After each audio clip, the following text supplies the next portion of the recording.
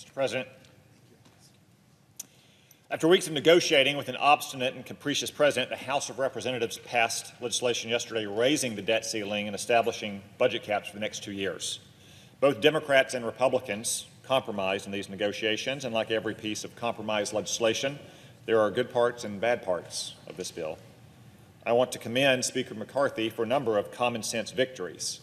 This bill improves the environmental review process for infrastructure projects. It cuts funding for President Biden's army of IRS agents and saves American taxpayers tens of billions of dollars by clawing back unused COVID funds. Now, the bill doesn't go as far as I might like. It reduces domestic spending to last year's levels, which is better than even more spending and taxes, as the Democrats proposed. But I think domestic spending could return to pre-pandemic levels. COVID emergency legislation was just that, an emergency, compelled by Chinese communist lies. Shouldn't reset the federal government's budget in perpetuity. But again, I sympathize with the Speaker's constraints of a small House majority and negotiating with the Democratic Party that seems to prioritize welfare for grown men who won't work over our military. And as I noted, there are some victories in this bill, and it prevents a default. Unfortunately, this bill poses a mortal risk to our national security by cutting our defense budget, which I cannot support, as grave dangers gather on the horizon. The bill's supporters contend that it raises defense spending by 3.2% compared to last year, and that's true at face value. But inflation was 6% last year. When you get a 3% raise, but prices go up by 6%, even a small child could tell you that your money won't go as far, and your family will have to tighten its belt. And it gets worse next year, when the defense budget will grow by only 1%.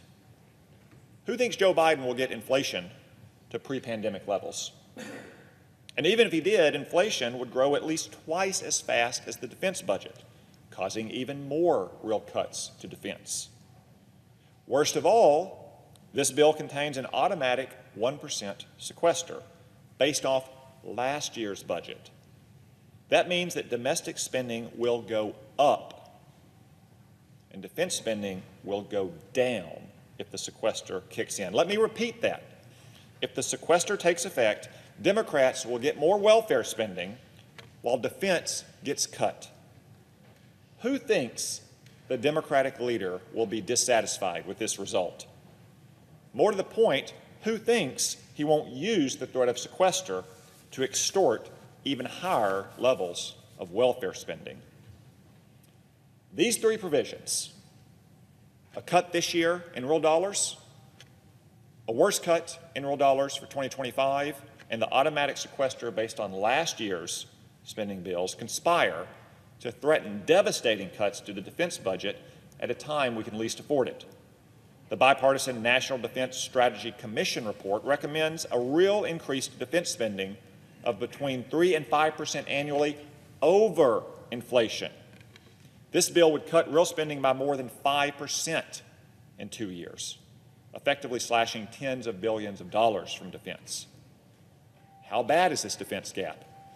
If we continued our recent bipartisan custom of increasing the defense budget from President Biden's irresponsible budget proposals, we could afford 4 additional Ford-class aircraft carriers, 500 F-35 fighter jets, more than 91,000 Stinger missiles, or 500,000 Javelin anti-tank missiles, all vital to our defense and to the defenses of Ukraine and Taiwan.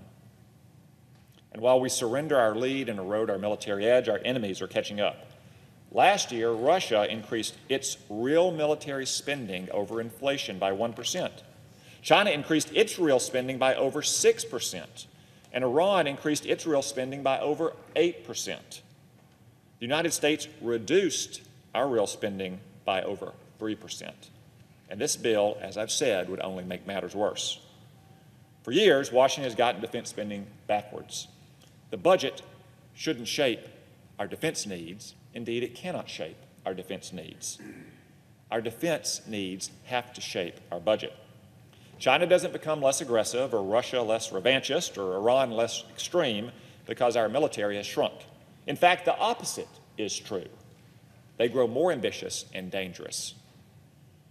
The defense budget should rise and fall with the dangers confronting our nation, and I do not believe those dangers are receding. Who here believes the world is safer or more stable than it was a year ago or 2 years ago? On the contrary, America is in greater danger than at any time in my life. Iran is rushing towards a nuclear bomb. Russia has unleashed the largest European invasion since the Second World War, and China is plotting the conquest of Taiwan. Our military stockpiles are depleted, and our defense supply chains are broken or strained. At the same time, our border defenses have effectively collapsed, and cartel members, criminal aliens, possibly even terrorists are pouring into our country. We need a military to match this perilous moment.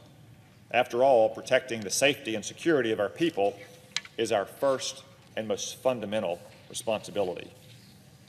We cannot shortchange the military today without grave risks tomorrow. The weapons we buy this year will be the ones we field in 2027, the time by which China will be at its greatest relative strength compared with the United States, and when war is most likely. I know that holding firm on defense priorities isn't always easy, and as I said, there are parts of this bill that I support, but I cannot support the bill because it does not adequately fund our military given the threats we face. Supporters of the bill contend that the situation isn't as bad as I make it out to be, but their arguments don't hold up under scrutiny. Some have claimed that we could still get more defense funding through a supplemental bill or some other backdoor funding mechanism, but these same hollow promises were made when Congress passed the Budget Control Act of 2011, which devastated our military under President Obama. I ran for the Senate in part to reverse that disaster, and I won't vote for a new disaster with the same promises. And as I've explained, the sequester in this bill actually produces more domestic spending than the bill's core provisions, which encourages irresponsible Democrats to trigger sequester. Others have claimed that we can find efficiencies in the Pentagon to make up the difference. I don't disagree that there's fat to trim in some places in our military, but no serious person thinks that it's enough to make up for tens of billions of dollars in cuts. Moreover, this claim assumes the Biden administration will put our readiness ahead of social engineering. Color me skeptical on that one when they start looking for efficiencies. Still, other supporters have shrugged and deployed the commonly used but rarely persuasive argument that the bill may be bad, but there's no alternative, and it's too late anyway. But it was and it remains our job to craft an alternative. We hear a lot that things that add votes to these big bills get in, and things that subtract votes don't.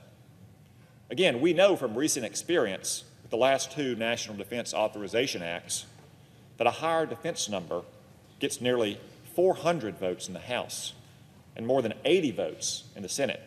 The first thing that should have been settled in these negotiations was a larger defense budget. Democrats have no argument against that recent history. It's indisputable that increases to Joe Biden's defense budgets garner large bipartisan majorities in the House and the Senate. So why wasn't it the first thing settled? I don't know. But the result is that a Congress with a Republican House and a Democratic Senate has now produced a defense budget worse in real terms than either defense budget produced by a unified Democratic Congress. I cannot vote for that curious result. And if it takes a short-term increase in the debt ceiling to go back to the drawing board, so be it. Before we vote, I would also ask all my fellow senators a simple question. Do you feel more safe or less safe than you did a year ago? If you feel more safe, by all means, vote to slash our defense budget. But if not, and in your heart of hearts you know you don't, join me in demanding that we do what it takes to protect our nation. I yield the floor.